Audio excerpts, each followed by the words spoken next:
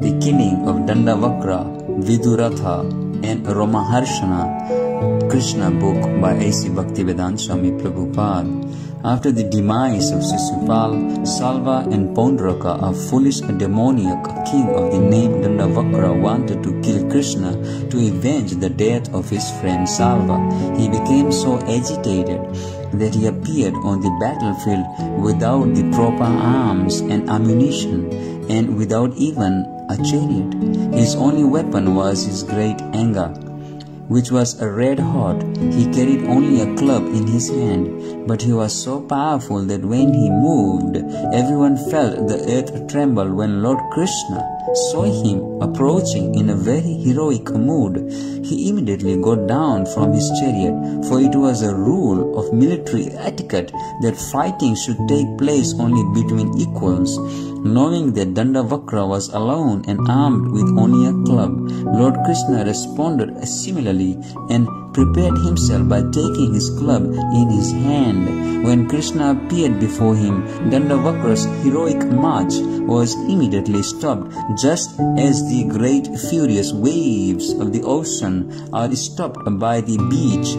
At that time, Dandavakra, who was the king of Karusa, stood firmly with his club and spoke to Lord Krishna as follows: "It is a great pleasure and fortunate opportunity, Krishna, that we are seeing each other face to face. My dear Krishna, after all, you are my maternal cousin, and I should not kill you in this way. But unfortunately, you have committed a great mistake by killing my friend Salva.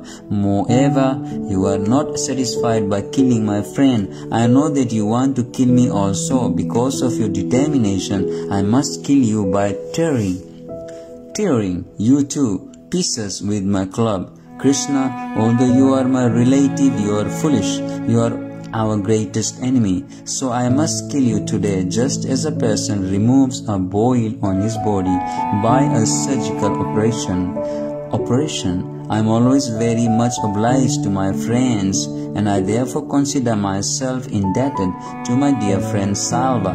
I can liquidate my indebtedness to him only by killing you, as the caretaker of an elephant tries to control the animal by striking it with his trident. Dandavakra tried to control Krishna simply by speaking strong words.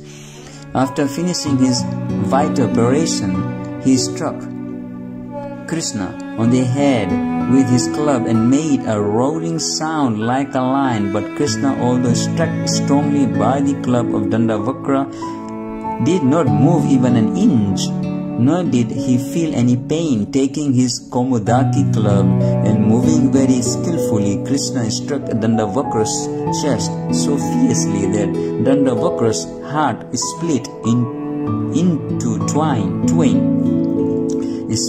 twain.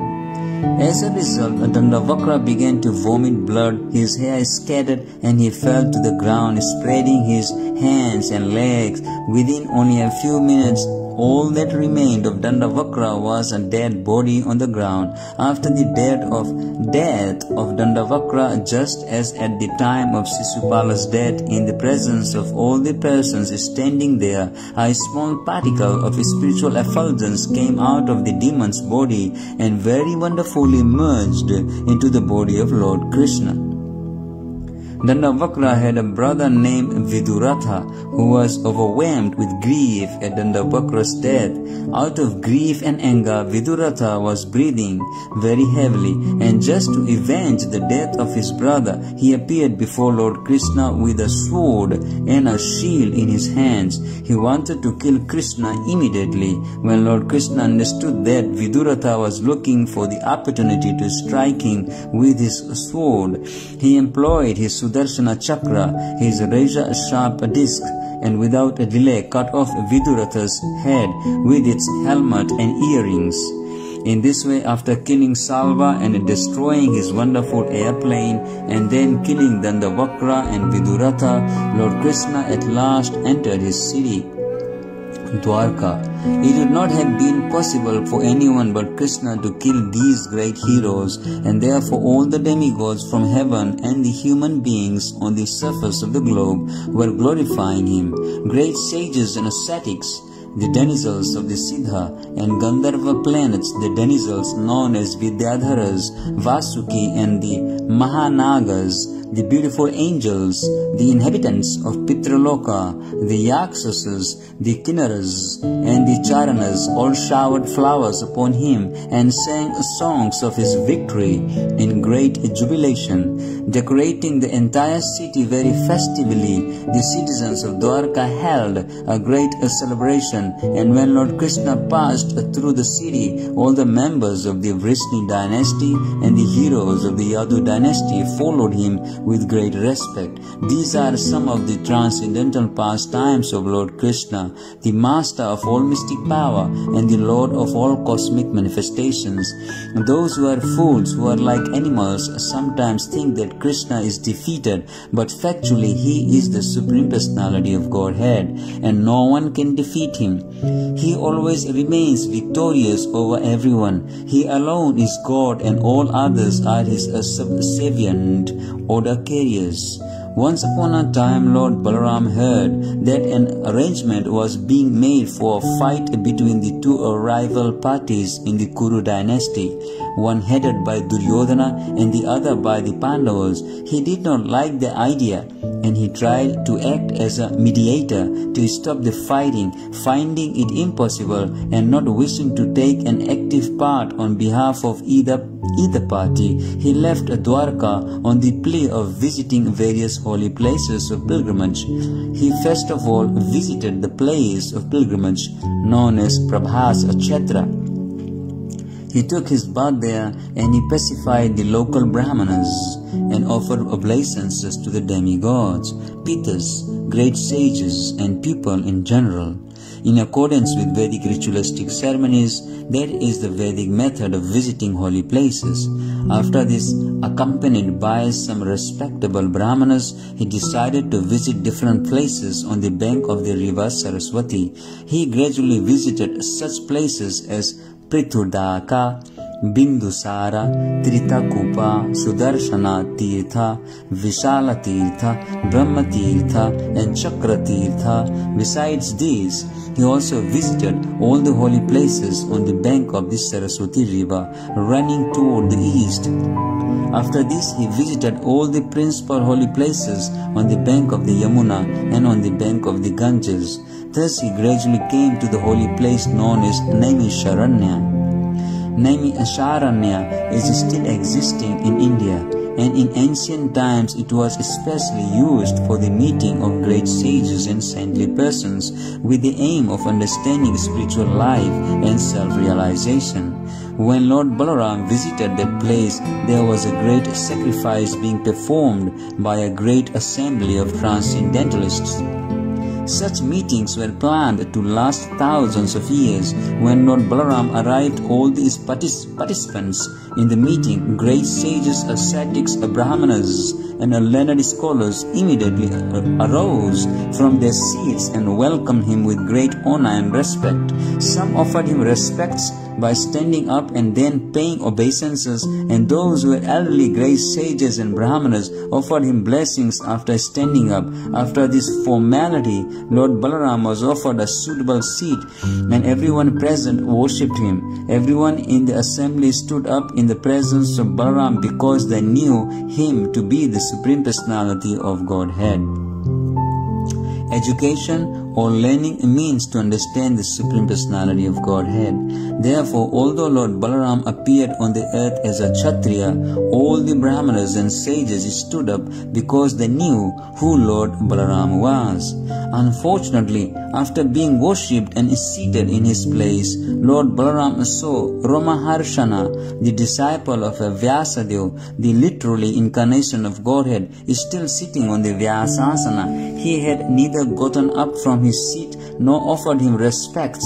Because he was seated on the Vyasasana, he foolishly thought himself greater than the Lord. Therefore, he did not get down from his seat or bow down before the Lord. Lord Balaram then considered the history of Romaharshana. He was born in a Suta family, or a mixed family born of a Brahmana woman and a Kshatriya man. Therefore, although Romaharshana considered Balaram a Kshatriya, he should not have remained sitting on a higher seat. According to his position by birth, he should not even have accepted the higher sitting position, because many learned Brahmanas and sages were present. Lord Balaram also observed that Romaharshana not only refused to come down from his exalted seat, but did not even stand up and offer his respects when Balaramji entered the assembly. Lord Balaram did not like the audacity of Romaharshana, and becoming very angry at him, declared from his seat, "This man Romaharshana is so impudent that he has accepted a higher seat than that all of the respectable Brahmanas present here. Although he was born in a degraded Pratiloma family, when a person is seated on the Vyasasana, he does not generally have to stand to receive a particular person entering the assembly. But in this case, the situation was different, because Lord Baladev is not an ordinary human being. Therefore, although Romaharshana Sutta was voted to the Vyasasana by all the Brahmanas, he should have followed the behavior of other learned sages and Brahmanas present, and should have known that Lord Balaram is the Supreme Personality of Godhead. Respects are always due him, even though such respects can be avoided in the case of an ordinary man. The appearance of Krishna and Balaram is especially meant for re-establishment of the religious principles as stated in the Bhagavad Gita. The highest religious principle is to surrender to the Supreme Personality of Godhead. Srimad Bhagavatam also confirms that the topmost perfection of religion is to be engaged in the devotional service of the Lord. When Lord Balaram saw that Romaharshana Sutta did not understand the highest principle of religion, in spite of having studied all the Vedas, he certainly could not support his position. Romaharshana Sutta had been given the chance to become a perfect Brahmana, but because of his ill behavior in his relationship with the Supreme Personality of Godhead, his low-born birth was immediately remembered. Romaharshana Sutta had been given the position of a Brahmana, but he had not been born in the family of a Brahmana. He had been born in the Pratiloma family according to the Vedic concept. There are two kinds of mixed family heritage called Anuloma and Pratiloma. When a male is united with a female of a lower caste, the offspring is called Anuloma. But when a male unites with a woman of a higher caste, the offspring is called Pratiloma. Romaharshana Sutta belonged to a Pratiloma family because his father was a Kshatriya and his mother a Brahmana. Because Romaharshana's transcendental realization was not perfect, Lord Balaram remembered his Pratiloma heritage. The idea is that any man may be given the chance to become a Brahmana, but if he improperly uses the position of a Brahmana without actual realization, then his elevation to the Brahminical position is not valid. After seeing the deficiency of a realization in Romaharshana Sutta, Lord Balaram decided to chastise him for being puffed up. Lord Balaram therefore said, "This man is liable to be awarded the death punishment, because although he has the good qualification of being a disciple of Lord Vyasadeva, and although he has studied all the Vedic literature from this exalted personality, he was not submissive in the presence of the Supreme Personality of Godhead." As stated in the Bhagavad Gita, a person who is actually a Brahmana and is very learned must automatically become very gentle also. But although Romaharshana Sutta was very learned and had been given the chance to become a Brahmana, he had not become gentle. From this we can understand that one who is puffed up by material acquisitions cannot acquire the gentle behavior befitting a Brahmana. The learning of such a person is as good as a valuable jewel decorating the hood of a serpent. Despite the valuable jewel, jewel on the hood, a serpent is still a serpent, and is as fearful as an ordinary serpent. If a person does not become meek and humble, all his studies of the Vedas and Puranas and his vast knowledge of the Shastras are simply outward dress, like the costume of a theatrical artist dancing on the stage. Lord Balaram considered, I have appeared in order to chastise false persons who are internally impure, but externally pose themselves as very learned and religious. My killing of such persons is proper to check them from further sinful activities. Lord Balaram had avoided taking part in the battle of Kurukshetra, and yet because of his position as an incarnation, the re-establishment of religious principles was his prime duty. Considering these points, he killed Romaharshana Sutta simply by striking him with a kusa straw, which was nothing but a blade of grass. If someone questions how Lord Balaram could kill Romaharshana Sutta simply by striking him with a blade of grass, kusa grass, the answer is given in Srimad Bhagavatam by the use of the word Prabhu, Master. The Lord's position is always transcendental, and because He is omnipotent, He can act as He likes without being obliged to follow the material laws and principles. Thus, it was possible for him to kill Romaharshana Sutta simply by striking him with a blade of kusa grass. At the death of Romaharshana Sutta, everyone present became much aggrieved and cried out, Alas, alas! Although all the Brahmanas and sages present knew Lord Balaram to be the Supreme Personality of Godhead, they did not hesitate to protest the Lord's action. They humbly submitted, Our dear Lord, we think that your action is not in line with the religious principles. Dear Lord Yadunandana, we may inform you that we Brahmanas posted Romaharshana Sutta on that exalted position for the duration of this great sacrifice. He was seated on the Vyasasana by our election, and when one is seated on the Vyasasana, it is improper for him to stand up to receive a person. Moreover, we awarded Romaharshana Sutta an undisturbed duration of life. Under the circumstances, since your Lordship has killed him without knowing all these facts, we think that your action is equal to killing a Brahmana. Dear Lord, deliverer of all fallen souls, we know for certain that you are the knower of all Vedic principles. You are the master of all mystic powers. Therefore, the Vedic injunctions cannot ordinarily be applied to you. But we respectfully advise you to show your causeless mercy upon others by kindly atoning for this killing of Romaharshana Sutta. We do not, however, suggest what kind of act you should perform to atone for killing him. We simply suggest that you adopt some method of atonement so that others may follow your action. What is done by a great personality is followed by the ordinary man. The Lord replied, Yes, I must atone for this action which may have been proper for me but is improper for others. Therefore, I think it is my duty to execute a suitable act of atonement enjoined in the authorized scriptures. Simultaneously, I can also give this Romaharshana Sutta life again with a span of long duration, a sufficient strength and full power of the senses. Not only this, but if you desire, I shall be glad to award him anything else you may ask. I shall be very glad to grant all these boons to fulfill your desires. This statement by Lord Balaram definitely confirms that the Supreme Personality of Godhead is free to act in any way. Although his killing of Romaharshana Sutta may be considered improper, he could immediately counteract it with greater profit to all. Therefore, one should not imitate the actions of the Supreme Personality of Godhead. One should simply follow the instructions of the Lord. All the great learned sages present realized that although they considered the action of Lord Balaram improper, the Lord was immediately able to compensate with greater profits.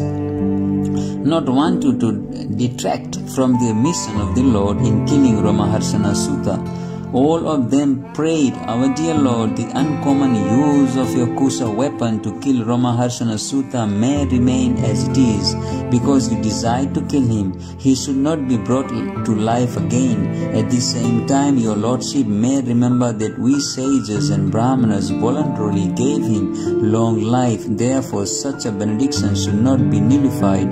Thus, the request of all the learned Brahmanas in the assembly was ambiguous, because they wanted to keep intact their benediction that Romaharshana Sutta would continue to live until the end of the great sacrifice.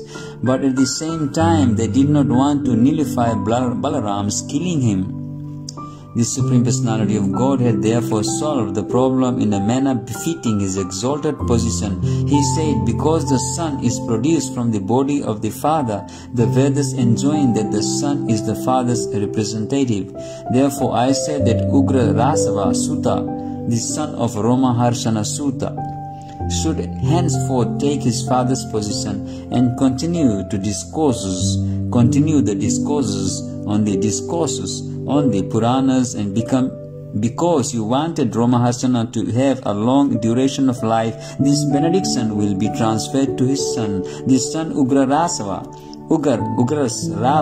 will therefore have all the facilities you offered, a long duration of life in a good and healthy body, with no disturbances, in full strength of all the senses." Lord Balaram then implored all the sages and Brahmanas that aside from the benediction offered to the son of Romaharshana, they should ask from him any other benediction, and he would be prepared to fulfill it immediately.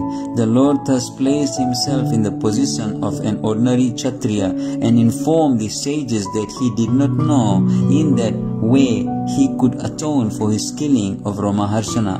But whatever they would suggest, he would be glad to accept.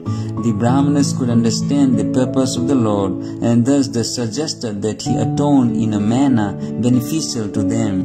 They said, "Our dear Lord, there is a very powerful demon of the name of Balvala. He is the son of Ilvala, and he visits the sacred place of sacrifice even every fortnight on the full moon and moon days. Moonless days, and creates a great disturbance to the discharge of our duties in the sacrifice. O descendant of the Dasara family, we all request you to kill this demon. We think that if you kindly kill him, that will be atonement on our behalf. The demon occasionally comes here and profusely throws upon us contaminated, impure things like pus, blood, stool, urine, and wine. He pollutes this sacred place by showering such filth upon us.